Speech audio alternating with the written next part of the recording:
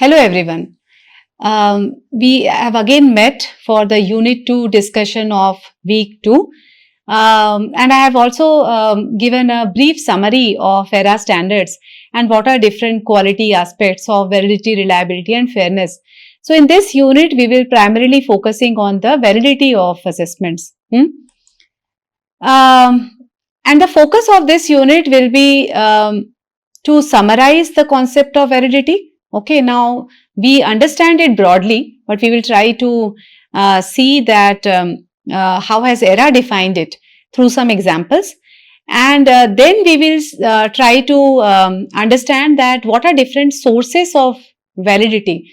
So when you are designing a question paper, okay, so be it the questions and be it the marking scheme, all of it will help you capture validity. All of you will help you gather some evidences of quality. Okay, so again we will see with a few examples or like what are the different sources of validity, and we will try to take some examples from different subjects. So as far as the concept of validity is concerned, in common parlance we try to define it as if I am assessing what I intend to assess, a very simple definition. Okay, probably an example can be if I am able to understand if an individual is able to drive or not, right? If I am trying to assess the driving ability of an individual, probably I will see if that individual is able to drive or not. Very simple, right? Similarly, if I want to understand the ability to cook food, nutritious food, probably I will see if that individual is able to cook properly or not, and which is that food should be nutritious in nature, right? So the assessment is guided by the purpose. So the purpose is either driving ability or say cooking ability in this case. A very simple definition, right? However, in measurement theory, we have a slightly sophisticated definition of validity, which says that the extent to which the scores from a measure accurately represent the variable they are intended to measure. So if we go back to the flow chart that we have used in the Unit 1, where there were certain course outcomes and we were using certain types of assessment to assess the attainment of course outcomes. Okay. Now, after we have given those assessments to the students, what are we doing? We have got some students' responses, and then we are trying to evaluate students' responses and then give them some grade, right? We will give them some marks or grades. So this course is coming from there. So whatever students are, whatever score, whatever grades, whatever marks student is getting, okay, is it actually representing students' attainment of the desired outcomes or not?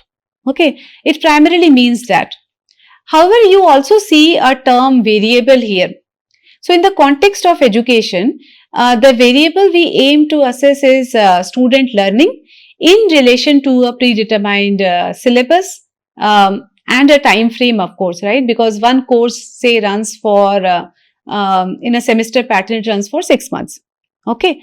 When we are, so very specifically when we say variable, it basically defines the knowledge, capacities, skills, values and disposition, all of it. So we want our children to attain all of this through a subject, right, through a course. So variable defines that. So very simply, if suppose say the variable is the ability to write codes, okay, and suppose we have used an assessment which is of 100 marks, and say if a student has got 50 marks, right, student has scored 50 marks. So we can say that probably that 50 marks is defining the degree of proficiency for the ability to write codes, right? So, but however, we can confidently say, how can we be confident that whatever task, whatever assessment task we have given to the student, that is the actual indicator of students' attainment of learning outcomes, right? So basically this definition is trying to help us state that, help us try to see the equivalence of student scores to what we are trying to assess. So you see the commonly used definition, which is assessment, if I am able to assess what I intend to assess, there is some similarity with the common definition also, right? So what it intends to assess? The course outcomes. Here in this case, we have written variables, right? And when we say assess, we are trying to see that how far students have attained, right? So probably it is represented by scores, grades or marks. Let me take one more example. So say for an assessment to be valid, we know that it should accurately reflect the specific skill or knowledge. Okay. Now suppose the course outcome is the ability to solve differential equation for real world engineering problems. Okay. So this is our course outcome. Okay. This is that variable what we were saying in the earlier definition. Okay. And suppose the assessment is state the general solution of a second order linear differential equation. Okay. Now, this particular kind of an assessment, okay, does this kind of an assessment actually help in assessing students' ability to solve differential equation? That is a question, right? Because in this case, it is something related to real world engineering problems. However, we are expecting students to just state, right? So probably students can recall from their memory and then reproduce the answer, isn't it? How can we be sure that student will also be able to solve real world problems or see the applicability of differential equations in real world, right? So probably this assessment lacks validity because probably we are not able to assess what we intend to assess, or if a score is given to the student based on this assessment, we are not sure if that score is the right indicator of the variable that we want to measure. And what is the variable? The variable is this, the course outcome, right? So variable is defined by the course outcome. So certainly this kind of an assessment lacks validity, okay, because this does not assess the desired skill of solving differential equation in the real world context. So moving ahead, now that we understand broadly what is the meaning of validity, let us try to understand that while we are designing question papers or while we are designing our assessments, what are a few things we should keep in mind? Let us see through some examples. Okay.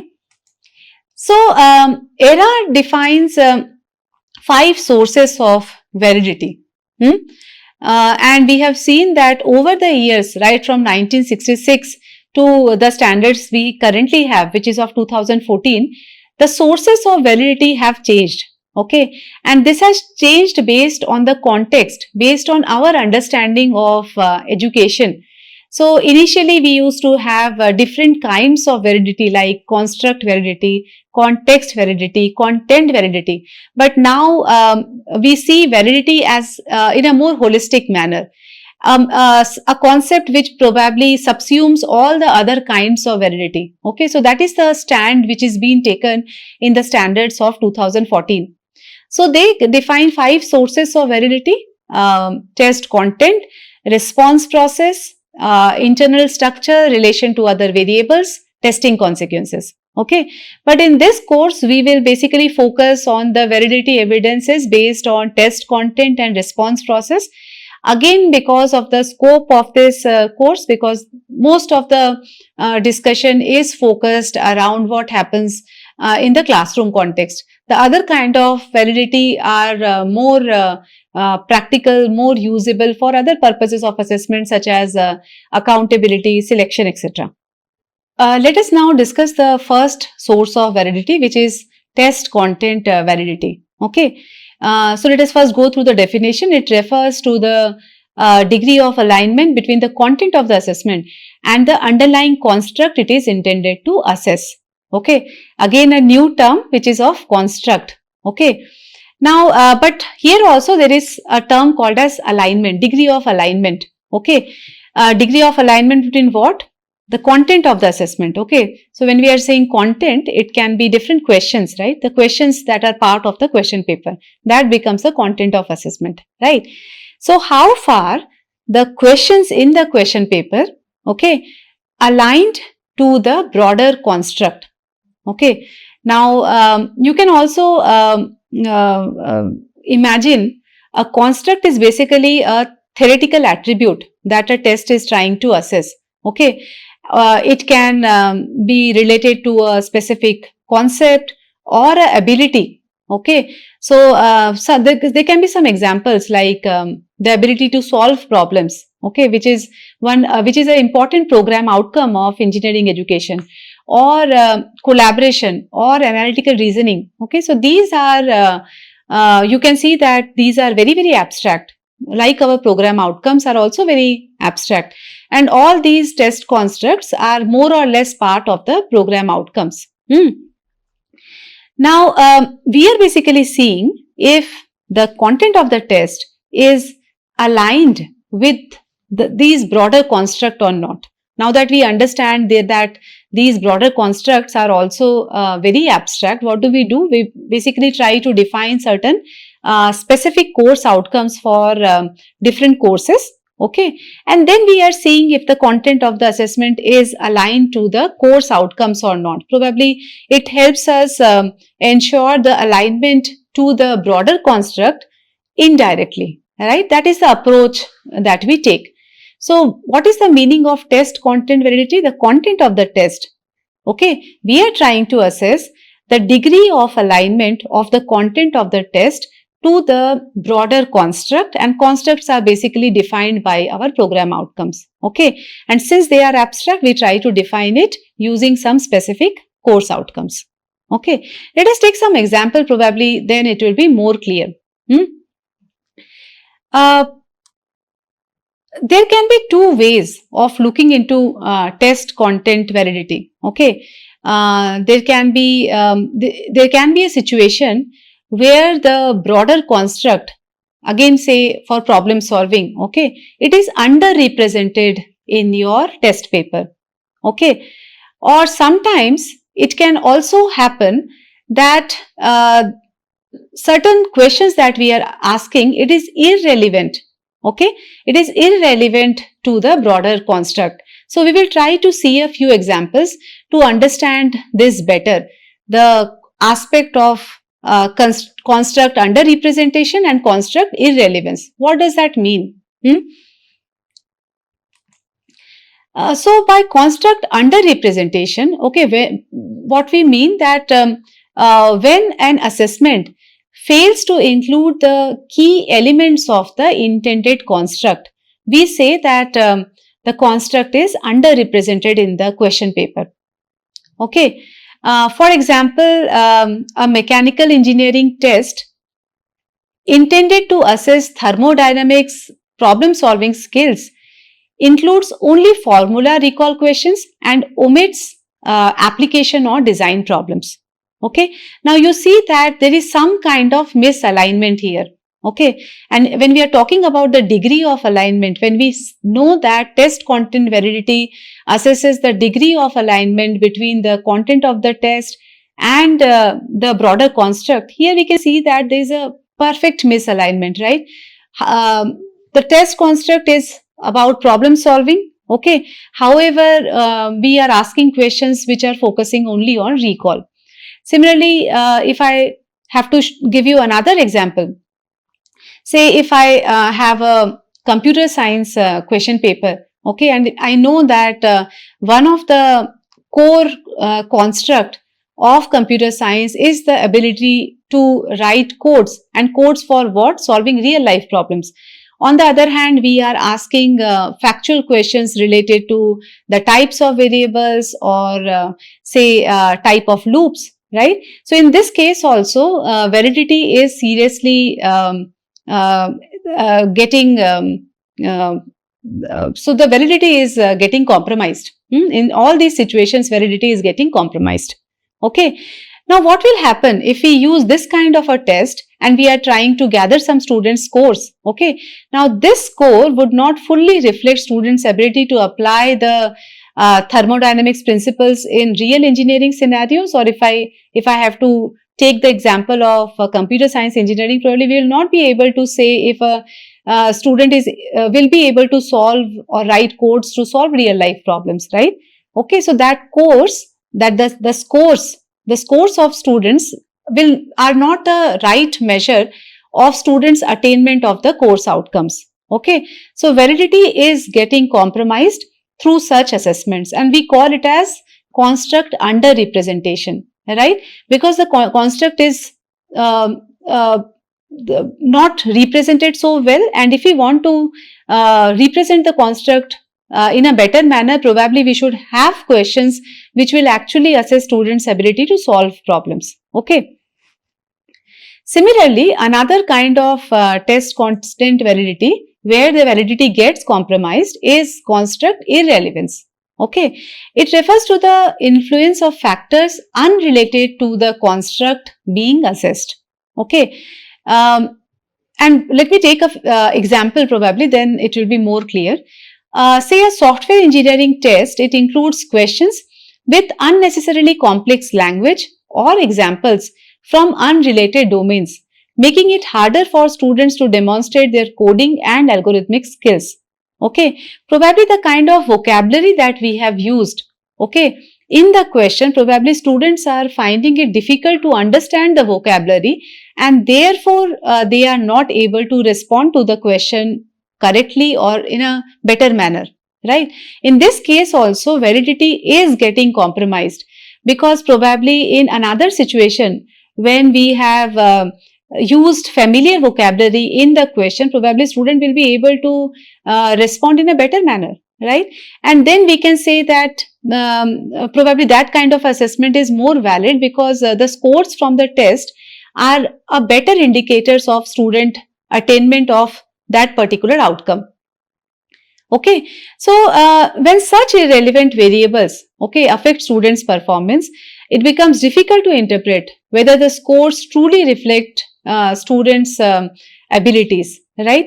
And in this case also, validity is getting compromised. Okay, so in both this situation, we are talking about the content of the test, right?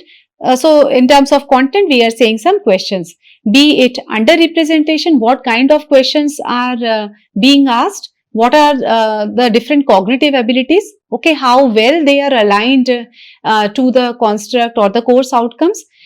Secondly, as far as construct irrelevance is concerned, this is also related to the content of the test, when we are seeing that how well framed the questions are. Sometimes the vocabulary is unfamiliar, sometimes the diagram that we have used in the question paper, probably the diagram is not clear. Say we have asked, we are expecting students to interpret a graph or a data, and the graph itself is unclear. Okay, then we cannot say that students have not attained the ability to interpret graphs. Probably they have not responded to that question correctly because the graph was not clear. So such factors are called as construct irrelevance factors. Moving to the second source of validity, which is response process validity. Okay. Now this particular kind of validity is mostly related to the marking schemes or the scoring rubrics. Okay, so by response we mean students' response. What kind of process student is taking to respond to the question. Okay, and as far as definition goes, it indicates the fit between the intended construct and the actual performances or responses elicited from the students. Okay, so when we say the fit, again somewhere there is aspect of alignment. So whenever we are talking about validity, we are actually assessing the alignment. Are we assessing what we intend to assess? This actually is related to alignment, be it test content or be it response process.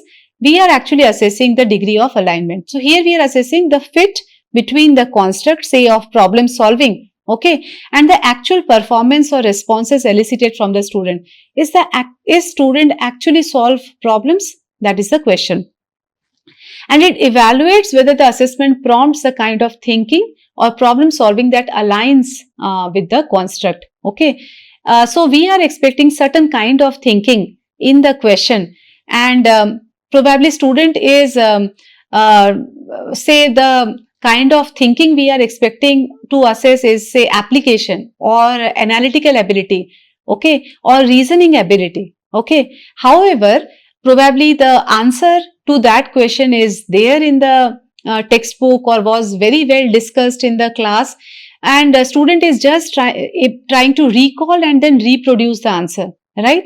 So the fit between what we want to assess, which is the ability to apply, analyze or reason, is not so well with the process, the thinking process which a student is taking to respond.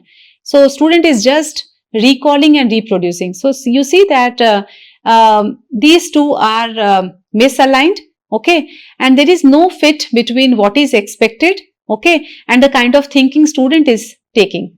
Again, let us take an example, okay.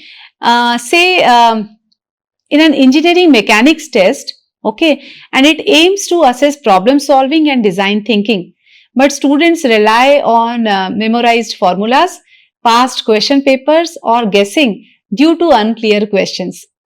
Okay, we have always seen that students starts preparing by seeing the old question papers, okay, and sometimes they will say that most of the questions will 60% of the questions will come from the old question paper. So let us try to remember the formulas, let us try to remember the answers, okay.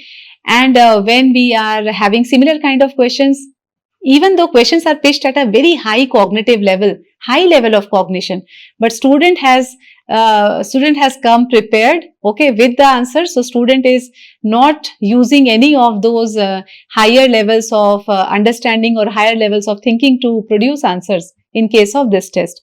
Similarly, for the second case, in a control systems test, if students are supposed to analyze and design systems, but they only perform standard plug and check calculations without engaging in reasoning or design decisions, okay.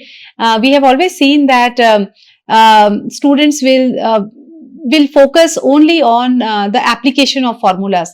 Okay, so if I have a formula, if I know what is known and what is unknown, if I'm able to plug the known terms and reach and find the values of unknown, okay, that will be the focus. But we should also understand that while we are designing something, we take some decisions, right? And those when we are taking decisions, we are able to assess students' ability to reason, students' ability to make decisions, okay. So there should be some scope of assessing those desired skills, and it should not only focus on plug and play methods of solving problems. So in this unit, we have primarily spoken about two kinds of sources of validity, right? So we have tried to build some common understanding of the concept of validity and two sources of validity, which is on test content, and we have also discussed response process validity. So when we say test content validity, we are basically focusing on construct underrepresentation and construct irrelevance. So to summarize, I would always say that validity is relative and it is not absolute. Okay, we can never say that any one assessment is fit for assessing all the program outcomes or all the course outcomes, right? So when we are trying to comment on the validity of the assessment, okay, we are trying to assess the validity, we are trying to comment on the validity only with respect to that test and what course outcomes it is trying to assess. Okay, so it is relative. It is not universal in nature. We can't say that this particular assessment is valid for all purposes. So the purpose again is very important. Okay. For example, if there is a written test, okay, probably that test is valid for assessing students' ability to solve problems. Okay. However, the same test is not valid to assess collaborative skills or creative thinking or ability to solve problems which are more inclined to real life. Okay. Now, in such a case, probably if I want to assess the collaborative skills, I will use some alternative assessment methods. Probably I will use observation, I will use some performance-based tasks, right? I will give some projects, okay? So, the kind of assessment or the validity of the assessment is guided by the purpose, okay? So, we cannot say that a written test is universally valid. It is valid only for assessing certain kind of course outcomes. Okay, so which means we are basically saying that validity depends on what is being assessed. In our case, it is the course outcomes, how it is being assessed. So in this case, these are the modes of assessment, the methods of assessment, and what is the purpose of assessment? Is it to report students' learning? Is it to support students' learning in a more formative manner? So with this, we will try to close the discussion of validity of assessment, and we will meet you in the third unit on reliability of assessments.